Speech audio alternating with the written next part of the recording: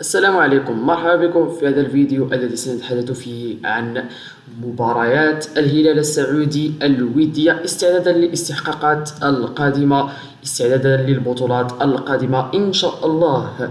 سنعطيكم مواعيد المباريات القادمة للهلال السعودي وسنتحدث عن نادي الهلال السعودي. لدينا أولا الهلال السعودي أجرى مباراة وحيدة لحد الآن في المواجهات التي أجراها استعدادا للموسم القادم. المواجهة الأولى أجراها ضد فريق نمساوي اسمه فينير نيوستاد وفاز عليه ب6-0، ومن ثم يستعد لخوض مباريات ودية أخرى التي سنتحدث عليها الآن، وهي أول مباراة ستكون بين الهلال والعربي على ملعب فينر نويشتات أرينا بالنمسا لتذكير المعسكر الذي يجريه نادي الهلال حاليا على أراضي النمسا. المباراة الأولى كما قلت لكم ضد العربي يوم 22 يوليو 2024، ومن ثم في المواجهة الثانية سيواجه ماميلودي سانتوس يوم 26 يوليو 2024، ومن ثم سيواجه كومو نادي إيطالي يوم الاثنين الموافق 29 من يوليو 2024، ومن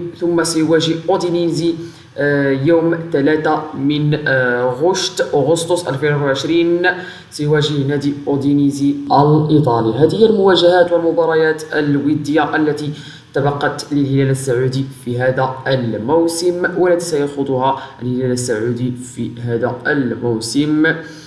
مهم أصدقائي، شكرا لكم جميعا على متابعتكم لهذا الفيديو. أتمنى أن تكونوا قد تعرفتم على المباريات الودية والمقابلات الودية للنادي السعودي نادي الهلال. بالتوفيق لنادي الهلال في معسكره الودي، وبالتوفيق لجميع الأندية العربية والأندية العالمية. شكرا لكم جميعا على المتابعة. لا تنسوا دعم القناة بالاشتراك في القناة، ولا تنسوا أن تضعوا لايك لهذا الفيديو. والسلام عليكم ورحمة الله وبركاته.